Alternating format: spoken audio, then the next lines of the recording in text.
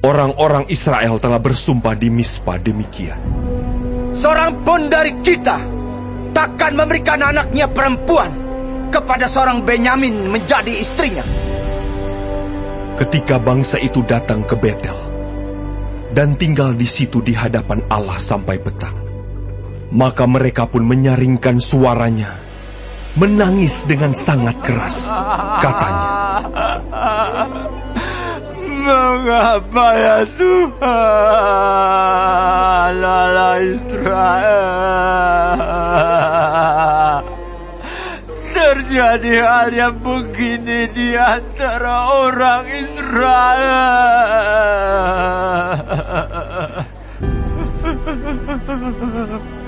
yakni bahwa hari ini satu suku dari antara orang Israel hilang." keesokan harinya pagi-pagi, maka bangsa itu mendirikan mezbah di situ, lalu mempersembahkan korban bakaran dan korban keselamatan. Pada waktu itu, berkatalah orang-orang Israel, "Siapakah dari seluruh suku Israel yang tidak ikut datang dengan jemaah ini untuk menghadap Tuhan?" Sebab mereka telah bersumpah dengan sungguh-sungguh mengenai orang yang tidak datang menghadap Tuhan di Mispa. Demikian, pastilah ia dihukum mati. orang-orang Israel merasa kasihan terhadap suku Benyamin, saudaranya itu. Maka kata mereka, Hari ini ada satu suku terputus dari orang Israel. Apakah yang dapat kita lakukan kepada orang-orang yang tinggal itu dalam hal mencarikan istri? Karena kitalah yang bersumpah demi Tuhan untuk tidak memberikan seorang pun dari anak-anak perempuan kita kepada mereka menjadi istrinya. sebab itu berkatalah mereka, Dari suku-suku Israel, adakah satu yang tidak datang menghadap Tuhan di Mispa? lalu tampaklah bahwa dari Yabes Gilead tidak ada seorang pun yang datang ke perkemahan jemaah itu. Lalu diperiksa jumlah bangsa itu, dan tampaklah tidak hadir seorang pun dari penduduk Yabes Gilead. Maka perkumpulan itu menyuruh ke situ 12.000 orang dari orang-orang gagah perkasa, dengan memerintahkan kepada mereka demikian, Pergilah, pukullah penduduk Yabes Gilead dengan mata pedang, juga perempuan-perempuan dan anak-anak. Tetapi perbuatlah begini, hanya semua laki-laki sajalah, dan semua perempuan yang telah pernah tidur dengan laki-laki harus kamu tumpas. mereka menjumpai di antara penduduk Yabes Gilead 400 orang anak gadis, perawan yang belum pernah tidur dengan orang laki-laki. Lalu gadis-gadis itu dibawa mereka ke perkemahan di Silo, di tanah Kanaan. Sesudah itu segenap umat itu menyuruh orang membawa pesan kepada Bani Benyamin yang ada di bukit Batu Rimon, lalu memaklumkan damai kepada mereka.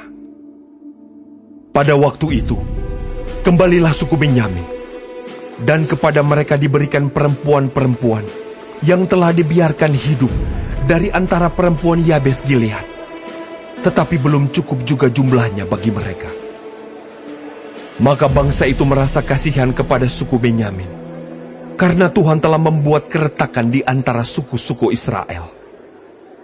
Kemudian berkatalah para tua-tua umat itu, Apakah yang dapat kita lakukan kepada yang tinggal ini dalam hal mencarikan istri? Sebab perempuan-perempuan telah punah dari antara suku Benyamin. lagi kata mereka, Warisan orang-orang yang terluput itu haruslah tetap tinggal pada suku Benyamin, supaya jangan ada suku yang terhapus dari antara orang Israel.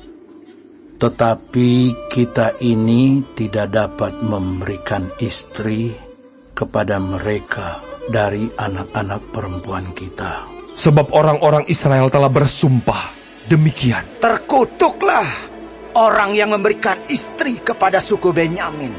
lalu kata mereka pula, Setiap tahun ada perayaan bagi Tuhan di Silo yang letaknya di sebelah utara Betel, di sebelah timur jalan raya yang menuju dari Betel ke Sikem, dan di sebelah selatan Lebona. maka mereka berpesan kepada Bani Benyamin, demikian. Pergilah menghadang di kebun-kebun anggur. Perhatikanlah baik-baik. Maka apabila anak-anak perempuan Silo keluar untuk menari-nari, baiklah kamu keluar dari kebun-kebun anggur itu, dan masing-masing melarikan seorang dari anak-anak perempuan Silo itu menjadi istrinya dan pergi ke tanah Benyamin.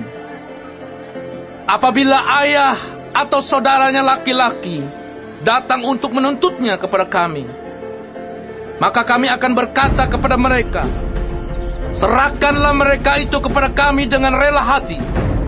Sebab dalam pertempuran, kita tidak dapat menangkap seorang perempuan untuk menjadi istri mereka masing-masing.